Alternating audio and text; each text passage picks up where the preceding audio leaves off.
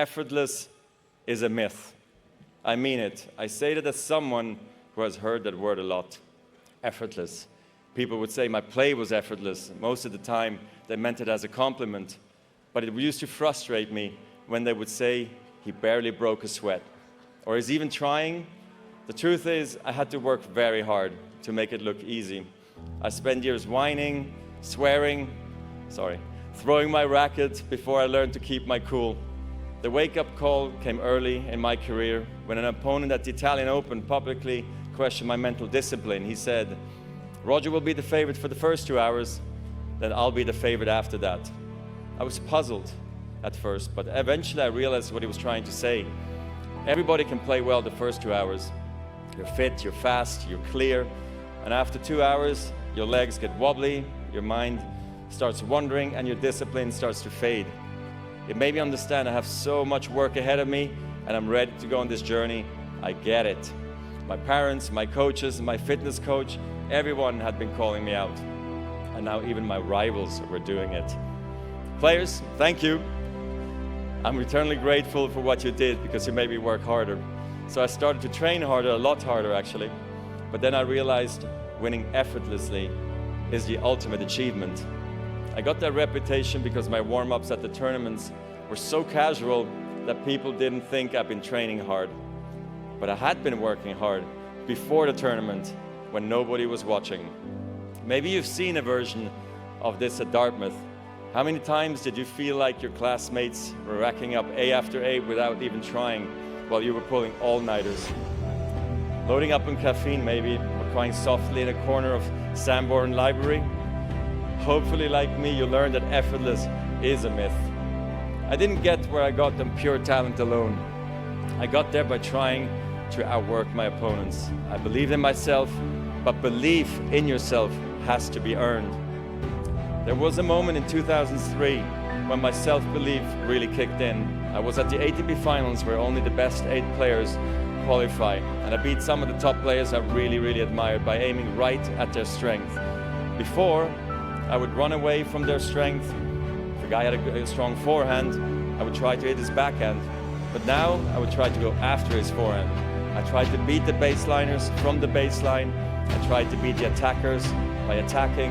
I tried to beat the net rushers from the net. I took a chance by doing that.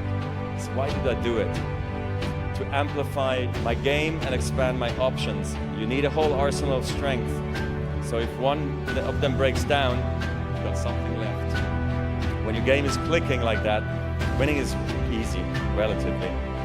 Then there are days when you just feel broken. Your back hurts, your knee hurts. I had that a lot. Maybe you're a little sick or scared, but you still find a way to win. And those are the victories we can be most proud of. Because they prove that you can win not just when you're at your best, but especially when you aren't. Yes, talent matters. I'm not going to stand here and tell you it doesn't. But talent has a broad definition. Most of the time, it's not about having a gift. It's about having grit. In tennis, a great forehand with sick racket head speed can be called a talent. But in tennis, like in life, discipline is also a talent, and so is patience. Trusting yourself is a talent. Embracing the process, loving the process is a talent. Managing your life, managing yourself, these can be talents too. Some people are born with them. Everybody has to work at them.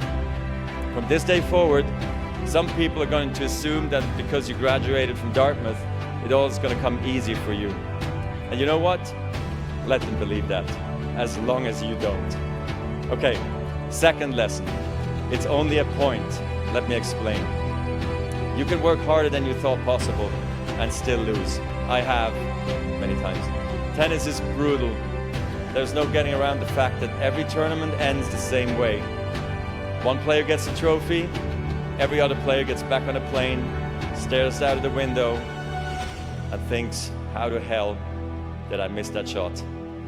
Imagine if today only one of you got a degree. Congratulations, this year's graduate. Let's give her a hand. The rest of you, the other 1,000 of you, better luck next time.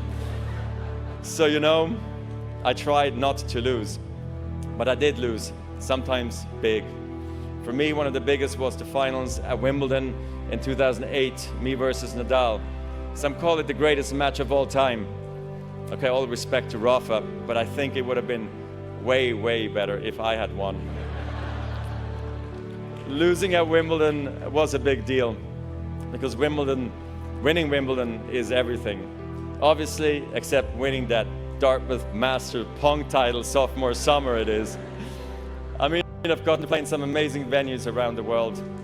But when you have the chance to walk onto center court at Wimbledon, the cathedral of tennis, and when you finish as the champion, you feel the magnitude of the moment, and there's nothing like it. In 2008, I was going for a record 6 consecutive title. I was playing for history. I'm not going to walk you through the match point by point. If we did, we would be here for hours, almost 5 hours to be exact. There were rain delays. The sun went down. Rafa won 2 sets. I won the next 2 sets in tie breaks. And we found ourselves at 7-all in the 5th. I understand why people focus on the end.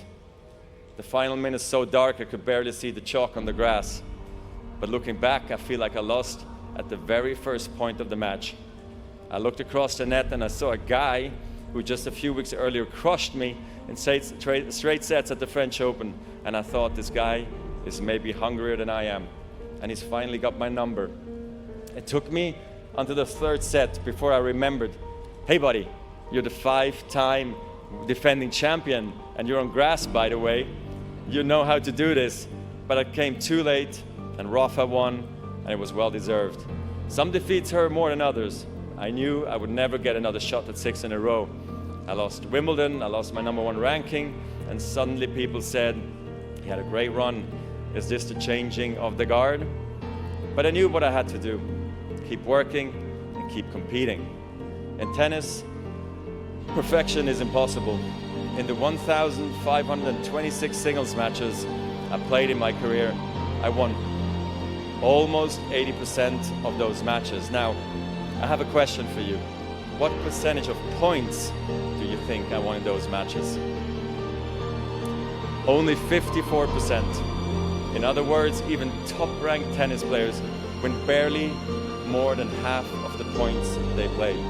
When you lose every second point on average, you learn not to dwell on every shot.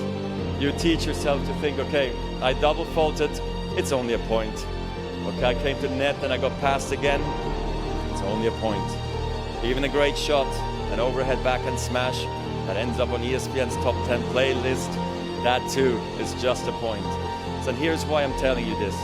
When you're playing a point, it has to be the most important thing in the world, and it is. But when it's behind you, it's behind you. This mindset is really crucial because it frees you to fully commit to the next point and the next point after that, with intensity, clarity, and focus. The truth is, whatever game you play in life, sometimes you're going to lose. A point, a match, a season, a job.